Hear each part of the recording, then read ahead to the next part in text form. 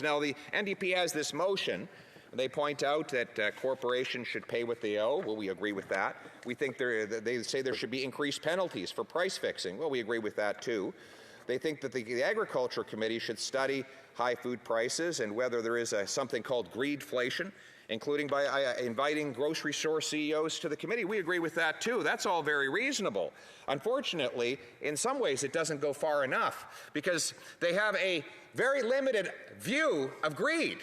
They think that it only exists in the private sector. They ignore, in this motion, government greed. Right? Government greed.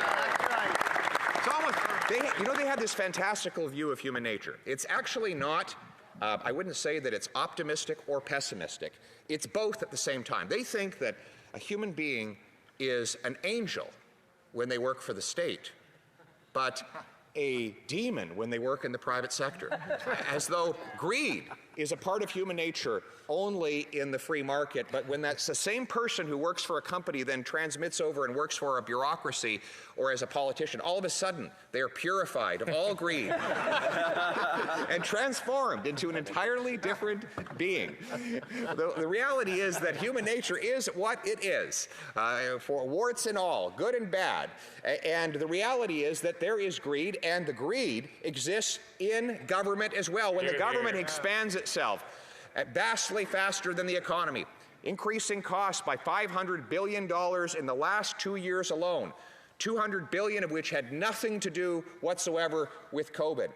When the government, against the warnings of the Conservatives, gave corporations wage subsidies even though they could afford to pay out dividends to their shareholders and bonuses to their executives, the government was engaging in feeding that greed. When the government printed $400 billion, causing inflation to spiral out of control to the benefit of the super rich who saw their assets inflate, but to the disadvantage of the poor, who then lost purchasing power and watched house prices go out of reach so that they could never get out of their parents' basements or out of that 400-square-foot apartment. That was government greed that had caused that transfer of wealth from the have-nots to the have-yots. So I just wish once in a while this party, the NDP, which believes in the endless expansion of the state, would for just once acknowledge the role that government greed has played in plaguing this country with the highest inflation in 40 years. The cost of government is driving up the cost of living. $500 billion in new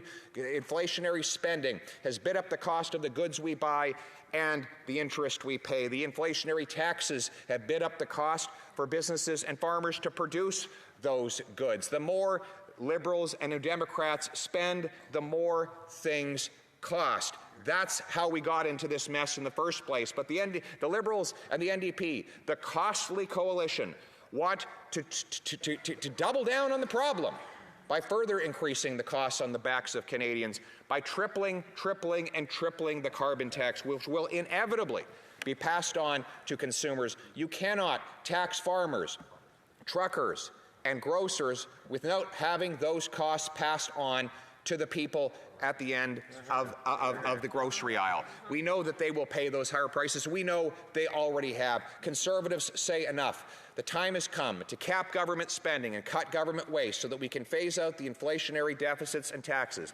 cancel the plan to triple the carbon tax, and instead deploy technology to make green alternative energy more affordable. Let's bring down the cost of energy rather than bringing it up. And speaking of which, let's remove the government gatekeepers that make this the 64th ranked country in the world when it comes to getting a building permit. 63 other countries give them faster. What does that mean? It means that farmers can put up their barns faster. It means that mines that would produce lithium, cobalt, copper, and other minerals for green electricity must wait longer and therefore cost more money.